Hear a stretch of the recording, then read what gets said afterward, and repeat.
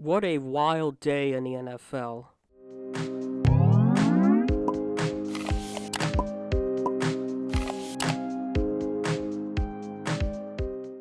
Russell Wilson got traded after a full year of speculation on what his future in Seattle was going to be, and now we know what that future is. Today I will talk about what the Broncos and Seahawks got and who won the trade. But before I talk about that, 99% of you guys that watch my videos are not subscribed. You guys can change that by subscribing to this channel and turning on the notifications so you know when I upload a video. I would also appreciate it if you guys gave this video a like. It helps my channel out a lot. Alright, let's get into it.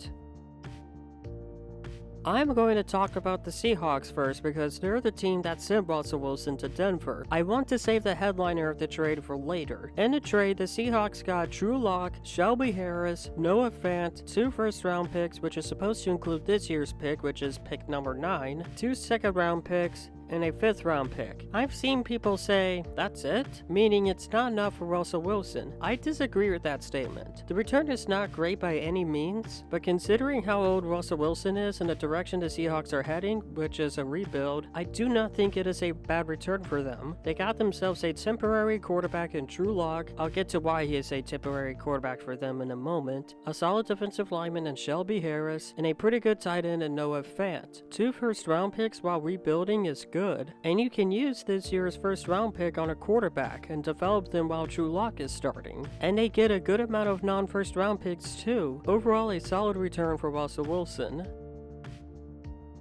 So for the Broncos, all they got was Russell Wilson and a 4th round pick. That is not bad at all for Denver. They have themselves a proven franchise quarterback on a talented team with Javonte Williams at running back, Jerry Jeudy, Cortland Sutton, Tim Patrick as wide receivers, Albert O at tight end, Bradley Chubb and Josie Jewell at linebacker, Justin Simmons at safety, and Patrick Surtain at cornerback 1. And they still have a decent amount of cap space left to try to retain some key players like Kyle Fuller and Melvin Gordon. And they could go after someone in free agency. This Broncos team is going to be fun to watch in 2022. Even though they couldn't get Aaron Rodgers, they still get themselves a franchise quarterback in Russell Wilson. They needed a proven quarterback in order to compete with the Chiefs, Chargers, and Raiders, and now they got one. I like what the Broncos are doing.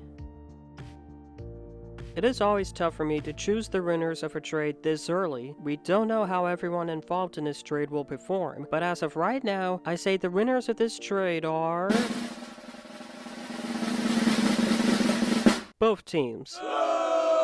I know, such a lame answer, but let me explain. The Broncos accomplished their goal of building a team that will compete in the AFC, and although they did give up 5 draft picks and 3 players, it is worth it for Russell Wilson. As for the Seahawks, they got a solid return for an aging quarterback. 2 first-round picks, 3 additional picks, and 2 solid players is not a terrible return. They did what they needed to do and start a rebuild, and the trades aren't going to stop. This is a good way of starting to rebuild for Seattle, but they need to make sure those picks don't get wasted, especially with how they drafted over the years. But for right now, this isn't a bad trade for either side since they both accomplished their goals. That is all I have to say about the Russell Wilson trade. I plan on making trade reviews a thing on my channel for both the NFL and MLB. I also plan to do free agent signing reviews and contract extensions, only with the big name players though. I also plan on uploading more this week. I won't tell you exactly what these videos are or when they'll be released, but I guarantee you it will not take me 2 weeks to upload them. I hope you guys have a great day, and I will see y'all later. Peace.